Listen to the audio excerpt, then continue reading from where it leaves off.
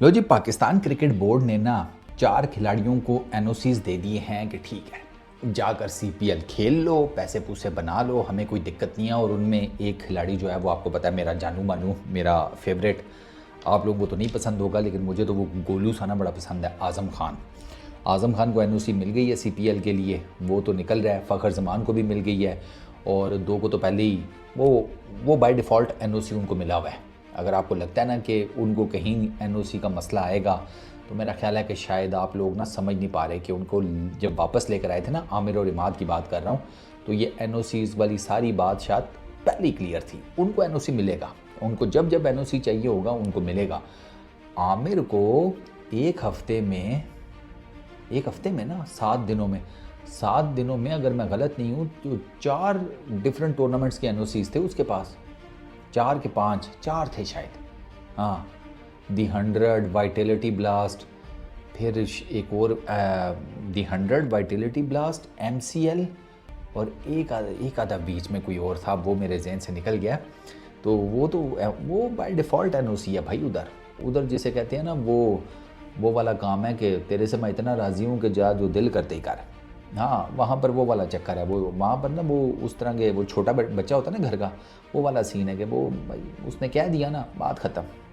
अच्छा खैर, आज़म खान और फ़खर ज़मान, इन दोनों को मैंने आपको बताया एनओसी मिली।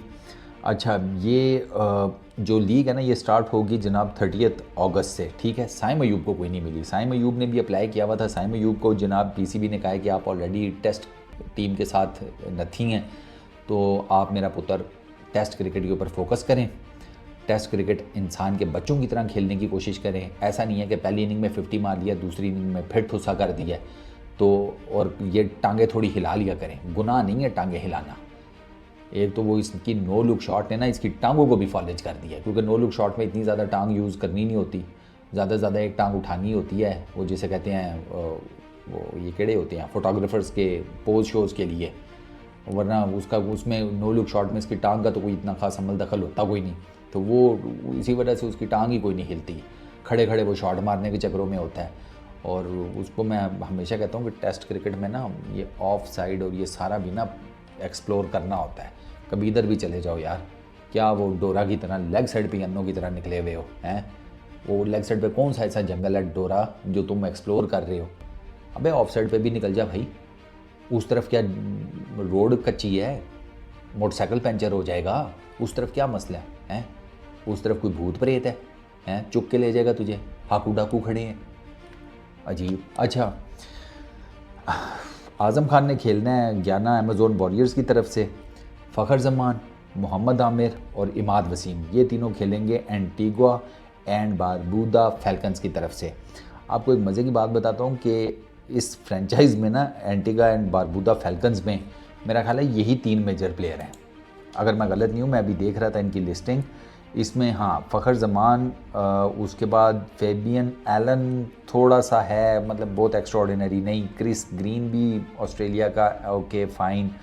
अच्छा, इमाद वसीम, मोहम्मद आमिर, ठीक है, ओके। और हेडन वॉल्श, बस ये मैंने यही इनके मेजर जो जिसे कहते हैं ना बड़े नाम, वो यही हैं। कोच जो हैं वो इनके बहुत बड़ा नाम है टेस्ट क्रिकेट का, from West Indies, Shivnarayan Chandrapal, वो इनके कोच हैं। बाकी अभी उन्होंने मैनेजमेंट अभी कोई नहीं इतनी ख़ास हायर की, तो अब देखना पड़ेगा कि ये जनाब क्या करते हैं जाकर हमारे शाहीन। आज़म खान के लिए तो मैं खुश हूँ कि चलो यार, वो खैर इन सब के लिए ही, फॉर दैट मैटर, कि अगर वेले बैठे हुए हैं तो जाकर अगर खेल लेंगे क्रिकेट और थोड़ा ज़रा जिसे कहते हैं कोई फॉर्म शॉर्म गेन कर लेंगे तो उसमें कोई बुराई नहीं है। लेकिन मसला वही है ना कि यार, फॉर्म गेन करने के बाद जब इंटरनेशनल में लेकर आओ तो वहाँ ऐसे लगता है कि वो जो फॉर्म गेन की थी वो वहीं छोड़ आए हैं, कि तुम्हारे से ली थी तुम ही रख लो, हम किसी का दिया हुआ वापस साथ नहीं लेकर जाते, तुम्हारी अमानत थी तुम ही रखो, एडे तुम खुददार हैं। अच्छा, कि ये किधर गया जनाब? हाँ, एक और चीज़ इसमें इस आर्टिकल में लिखी हुई है, और वो लिखी हुई है related to Babar Azam, Rizwan and Shaheen Afridi, जिन्होंने ग्लोबल T20 लीग कनाडा के लिए एनओसीज़ का अप्लाई किया था और इनको नहीं मिली थी, क्योंकि पीसीबी ने कहा था कि भैया आगे पाकिस्तान की इतनी इंटरनेशनल क्रिकेट है, ये लीग क्रिकेट खेलते हुए कहीं तुम तीनों हो गए इंजर्ड तो फिर क्या होगा। By the way, Naseem Shah को भी एनओसी नहीं दिया था दी 100 का। पीसीबी ने ना उन खिलाड़ियों को नहीं एनओसी दिया जो तीनों फॉर्मेट्स को खेलते हैं। बाबर, रिजवान, शाहीन और नसीम, ये 4 हमारे जो प्लेयर्स हैं, ये आपको पता है तीनों फॉर्मेट्स के प्लेयर हैं, तो इनको नहीं एनओसीज दी गई थी। और क्योंकि इनको कहा गया था कि पाकिस्तान ने आगे तीनों फॉर्मेट खेलने हैं, तो आप उसके ऊपर ज़्यादा कंसंट्रेट करें और बराए मेहरबानी ये लीग क्रिकेट्स को ना फ़िलहाल साइड पे करें। अब मुझे ये नहीं समझ में आ रही कि ये इनको आपने एनओसीज तो नहीं दी, लेकिन इनमें से कोई ऐसे मुझे लग नहीं रहा कि इन्होंने को बहुत ज़्यादा फोकस किया हो टूवर्ड्स अपनी फॉर्म, फिटनेस, गेम अवेयरनेस या समथिंग लाइक दैट। अक्सर लोग बातें कर रहे हैं कि रिजवान ने स्कोर्स तो किए हैं, 1 सेंचुरी मारी है, 1 50 मारी है। सरकार, रिजवान ना सेकंड इनिंग में अगर उसके पास गेम अवेयरनेस होती ना तो उसे पता होता कि मेरी 50 मैटर नहीं करेगी, यहाँ पर मैटर करेगा मैं कितनी नंबर ऑफ बॉल्स फेस करता हूँ। रिजवान इस लास्ट डे 200, 300, 400 गेंदें खेलकर अगर 4 स्कोर भी बनाता ना, चैंपियन निकल कर बाहर आता। क्योंकि वहाँ जब हमारी जिसे कहते हैं टॉप लॉट आउट हो गई थी ना, ओपनर्स 1 डाउन 2 डाउन 3, मतलब 3 4 5 विकेटें गिर गई थी, वहाँ पता चल गया था कि अब आप मैच तो जीत नहीं सकते, अब आपने मैच ड्रॉ करना है, ख़त्म करना है ना किसी तरीके से। तो वहाँ पर फिर आपके लिए मैटर कर रहा था कि आप कितनी ज़्यादा देर विकेट पर टिकते हैं। और रिजवान ने तो विकेट पर टिकने वाला काम ही नहीं किया, बस उधर 50 की नहीं, उधर निकला है भाई साहब बाहर। तो फिर आप मुझे बताओ कि गेम अवेयरनेस तो ये थी कि भैया लगे रहो, टोक टोक टोक टोक टोक, कोई दिक्कत नहीं है, नहीं कोई रन होते कोई फ़र्क नहीं पड़ता। मैच बचाना इंपॉर्टेंट था कि उसकी 50 इंपॉर्टेंट थी। फिर आ गई ना वहाँ पर वही बात कि ये तो इंडिविजुअल स्कोर्स के लिए खेलते हैं। अब ये रिजवान के इंडिविजुअल खाते में 1 सेंचुरी और 1 50 तो चली गई, पाकिस्तान क्रिकेट टीम के खाते में क्या आया? बांग्लादेश से हार 10 विकेटों से। ये इस फिलॉसफी को समझे ना, ये बहुत ज़्यादा ज़रूरी है। Individual scores doesn't matter. Rohit Sharma के इंडिविजुअल स्कोर्स कोई बहुत एक्स्ट्राऑर्डिनरी तो नहीं है, वो एक्स्ट्राऑर्डिनरी बना सकता था अगर वो बनाने वाला होता। वो नहीं गया इंडिविजुअल स्कोर्स की तरफ। आप ये वर्ल्ड कप 2023 पूरा उठाकर देख लें, इंडिविजुअलिटी उसकी ख़त्म थी। उसको वो एक गेम प्लान के थ्रू चलता है और उसी में अगर उसका कुछ बन जाए तो ठीक है, वरना वो अगर आउट है तो आउट है, ठीक है, कोई दिक्कत नहीं है। वो यही रोहित शर्मा पहले सीरीज़ में सेंचुरियाँ मार रहा होता था, बाद में जब उन लोगों ने गेम प्लान्स चेंज किए अपने, अब वो बड़ी रेयर होता है उसकी कोई सेंचुरी निकल कर आती है। लेकिन वो जो एज एन ओपनर अपना काम कर जाता है ना टीम के लिए, वो एक अलग बात है कि वो ओडीआईज में 5-10 ओवरों में ऐसा स्टार्ट खड़ा कर देता है कि बाकी पूरी टीम आकर उसके ऊपर कैपिटलाइज करती है। तो वो टीम वर्क एक और चीज़ होती है, इंडिविजुअल लेवल की परफॉर्मेंसेज और हैं। बट खैर ये बहुत आगे की चीज़ है यार। मैंने हमें रोहित शर्मा की मिसाल दे दी, रोहित शर्मा किधर और ये हमारे वाले जो हैं वो किधर यार, वो उसका और हिसाब किताब है। बट खैर सीपीएल की बात हो रही है तो सीपीएल अब स्टार्ट होगा तो चलो वो भी देखेंगे उसमें क्या चल रहा है। हाँ तो अब क्रिकेट तो देखनी है ना, क्रिकेट के बगैर कैसे ज़िंदा रहें भाई।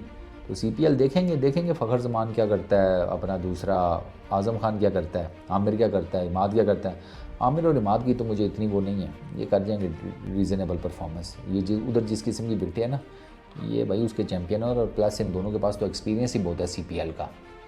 इसीलिए मैं इन ग्रोसरी वालों को कहता था किसी तरीके से सेकंड लेग में आ जाओ वर्ल्ड T20 की जो वेस्ट इंडीज़ में होनी थी। हम वेस्ट इंडीज़ में यकीन करें बड़ा बेहतर खेल जाते एज़ कम्पेयर टू हमने जो अमेरिका में कांड किया ना, उसके मुकाबले में वेस्ट इंडीज़ में हमारे लड़के बेहतर खेल जाते। वहाँ का एक्सपीरियंस बहुत था इनके पास।